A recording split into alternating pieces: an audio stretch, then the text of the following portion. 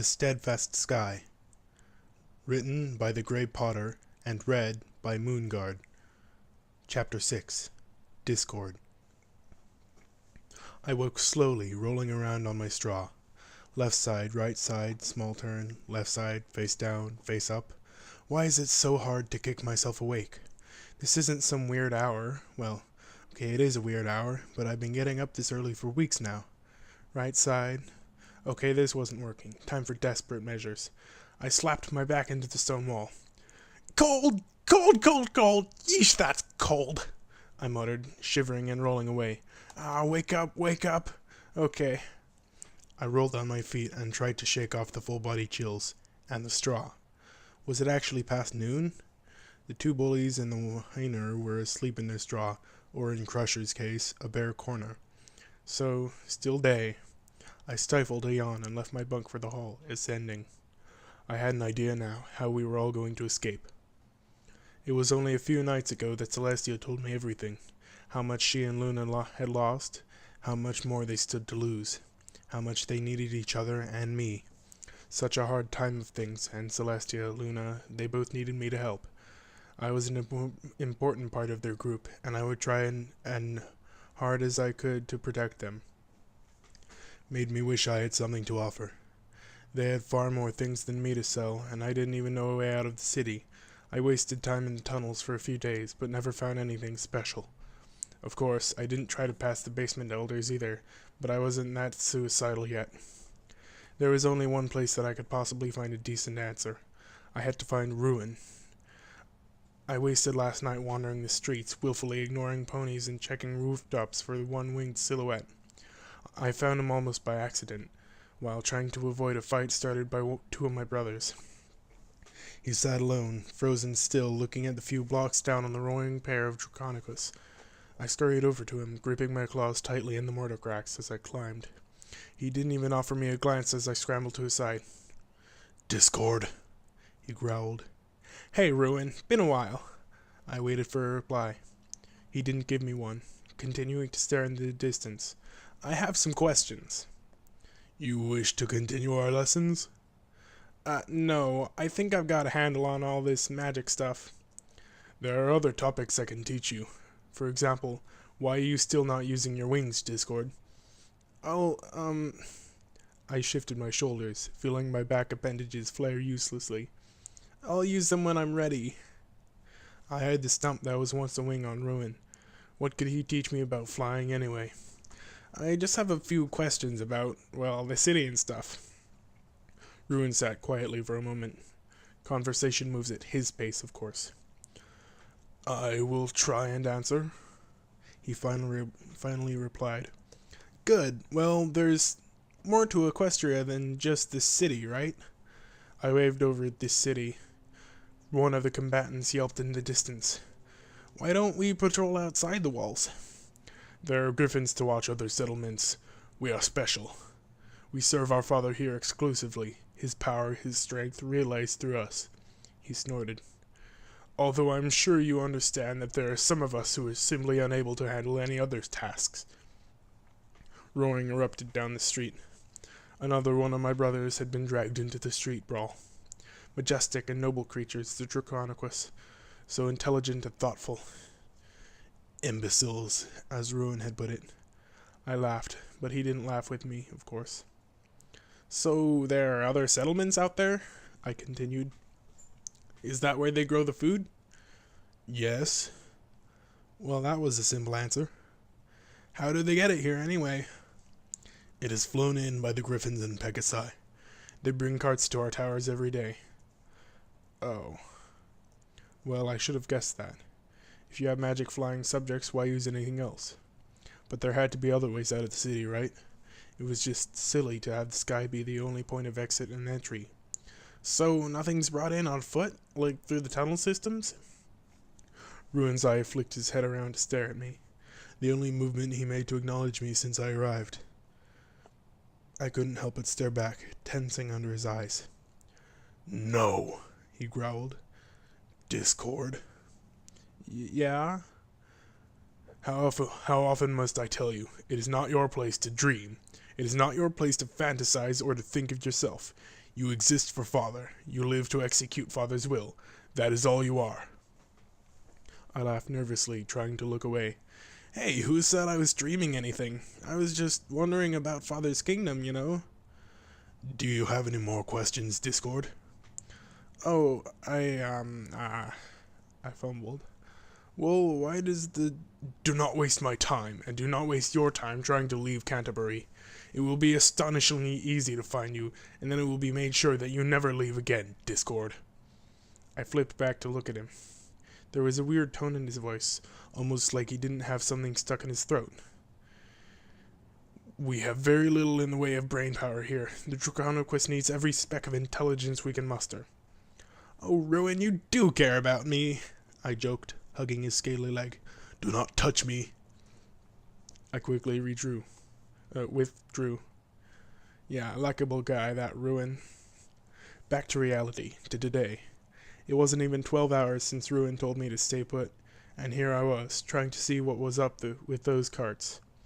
I guess I'm not as intelligent as Ruin wanted me to be, but it's okay. I can take that. I stretched out my wings, each leg as I walked. As I ascended higher in the castle, I didn't know where I was going, but as long as I was going up, I was going in the right direction. I'd hit the top eventually. I was half certain I wasn't allowed to go up there, but the other half of me said the, "Oh, I'm just so young and naive" trick might still work. I've hit an unlucky streak with my lying, but if there's anything easy to act, it's stupid. The castle was dark as ever, but steadily the torches on the walls became gas lamps. The stone became smoother, fit tightly together and carefully carved in polished rectangles. I saw fewer and fewer Draconiquists, and instead encountered more griffins, more earth ponies, both wearing a sort of burnished black plate armor. I even passed 2 armored ponies with wings. It was the first time I had seen Pegasi alive, and I think they noticed me staring. Otherwise, most everyone thankfully ignored me. It was somewhat random what path I would take, and which one I wouldn't. The top was the top, right? Apparently not. Abruptly, the circles stopped, became level, and led somewhere very strange. I was standing at the foot of a staircase. An actual staircase. The steps were carved out of a pale rock, marble I think, and carefully polished to a slippery-looking sheen. Brightly burning lamps lit every other step as they ascended sharply upward, making the enclosed space glow almost like day. At the top there was an archway built of the same stone, carved in a swirling pattern, mimicking clouds. I stepped up as if the staircase was going to explode under me. Was this what the highest towers looked like? Is this the true boundary I was not supposed to cross? Griffin guards passed me, but none took the stairs or came down them. None tried to stop me from going up either. Still, I waited until I was alone to scurry hesitantly upwards. Why did my talons and claws have to click so loudly on that stone? I never really thought of it, but the main castle was a noisy place, even when it slept. There was water dripping, dogs scurrying after rats, the occasionally heated argument and shouts. Even the griffin floors, quiet as they were still active, with the noise of passing life. Up here, it was quiet as death. Nothing lived here but myself. Portraits of ponies twice my size stared at me. Floral vases and suits of posed pony armor stood in accusation, offended that I had invaded their sacred space. The world held its breath, judging me. I couldn't find another staircase up. It was difficult to even find a door. It was stupid to think that I could find any exit at all from this place. Crates and barrels wouldn't be carted through here. That would be a desecration beyond words. Yet I continued to walk through this unwelcoming area. A look around couldn't hurt me, right? There was no guard up here to catch me, so what was the harm? I was instantly proven wrong, but lucky. In such a silence, the gentle pattern of hoofbeats was clearly heard long before any pony appeared. I carefully and quietly ducked behind a suit of armor. I wished I could weave shadows around me to hide better, but it would stand out far too much in this light. Feeling exposed, I made myself small as possible, waiting for the guard or whoever to pass. At the end of the hall, there was another ornate archway, much like the first I encountered. I stared at it, feeling that was where the sound was coming from, praying whoever it was didn't come down here. The steps grew louder. I blinked, squinted, then carefully looked up at the lamps on the wall. Were they guttering out? It seemed to be getting darker. With how many lamps were around, it must be difficult to manage them all. My eyes were only gone for a second, but whoever that was passed by my hole. The pony continued to the left, his shadow told me. The steps faded, I heard a door open and close, and then silence once more. I eased out of my hiding spot, and with extra care went down the hall and turned right. I had to find a way out of here, a way up. If I could just get to the roof, this silent and unoccupied of a place would be perfect. If they only had one guard wandering around, I'd be able to watch the carts come and go for ages without fear of being discovered. After only a brief walk, the corridor ended. I think I found where I was going. The hallways ended in double doors, but not any ordinary wooden doors. They were huge, rising far above my head, and so unlike the rest of the pale stone around it. The doors were made out of iron, and decorated with raised surfaces of gold or bronze, so shined and polished until it almost glowed. Gemstones studded its surface, and the two circular handles splitting the door exactly down the center seemed to be carved out of solid stone, like pink quartz or granite. I don't know why, but I thought this could actually be an exit. Why not? If the sky was the true pathway out of Canterbury, then why not dress it up a little? And if it wasn't an exit, then really, if one finds a door this fancy, there's no resisting the urge to see what's behind it. I eagerly tugged at the bottom of the handle, up it so high that I could only barely wrap my claw around it. I tugged, and the heavy door softly moved forward, inch by inch, quiet as a dream. I opened it wide enough to just barely squeeze through, and ran right in, excited to see what was beyond it. I don't know how the room was lit, but I could see. Black cloth spun out of what I assumed to be of pure shadow, spilled from the ceiling, folding and rolling to the floor in heavy lumps. The floor seemed to be the same cloth, but faded steadily into a light gray. It was a massive room, suitably reflecting the massive door. Yet it only hosted a single a pedestal that seemed itself to grow out of the black cloth. I stepped forward, and chalky dust sprung up from beneath my paw, apparently responsible for the floor's steady fade in color. When I walked, the floor folded and gave under my feet, sending little puffs everywhere. The dust clouded my vision, clogged my nose. I gripped my mouth shut to try and stop myself from sneezing as I approached the single die.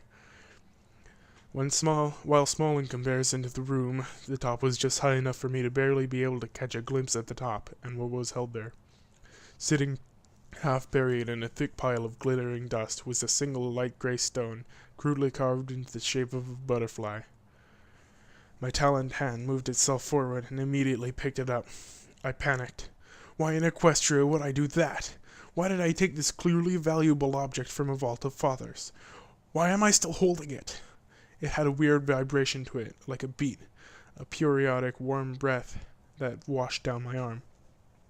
It was creepy, that's what it was. A creepy, valuable, probably evil rock in the shape of a butterfly. I waited for a few minutes for the guards to come running like I knew that they would. When they didn't, I blew the dust off the rock and tucked it under my feathered wing for safekeeping. If they were going to make it this easy to steal a valuable heirloom thing, then it deserved to be taken. It was fate. I remember a moment from childhood, younger childhood. I was chasing mice. It was a fun little game.